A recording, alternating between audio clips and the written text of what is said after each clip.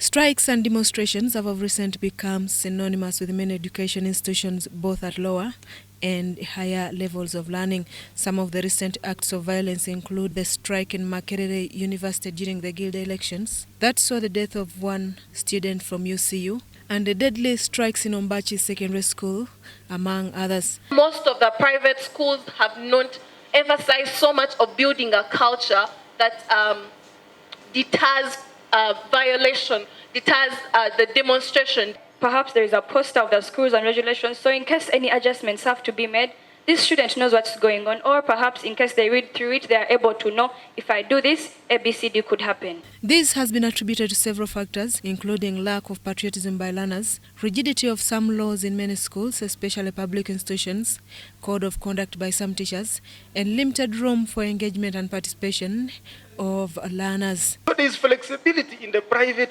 schools, because perhaps maybe they would like to protect the infrastructure from being destroyed. But the government side, this side, they don't care because the infrastructure is not what they have. When teachers are mistreated, that does not go well with them.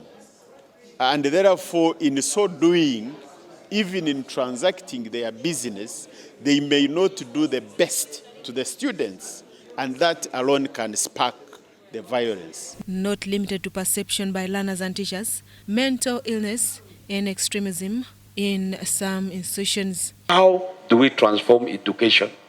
And one of the tracks is addressing the issue of the teachers. Because you cannot transform the teaching profession if you have not transformed the thinking of a teacher.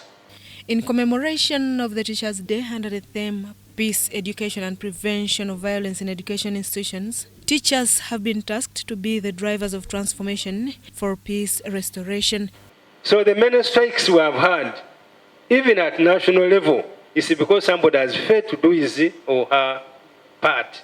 They've been challenged to desist from apportioning blame, but rather work towards creation of a safe and free learning and teaching environment. Stakeholders are also urged to observe professional responsibility, which includes refraining from being perpetrators of violence against children. Nonetheless, a safe and free learning environment that will restrain learners from engaging in acts of violence is an obligation of teachers, learners, and parents. Susan Naung and Andrew Sebira reporting for UBC TV.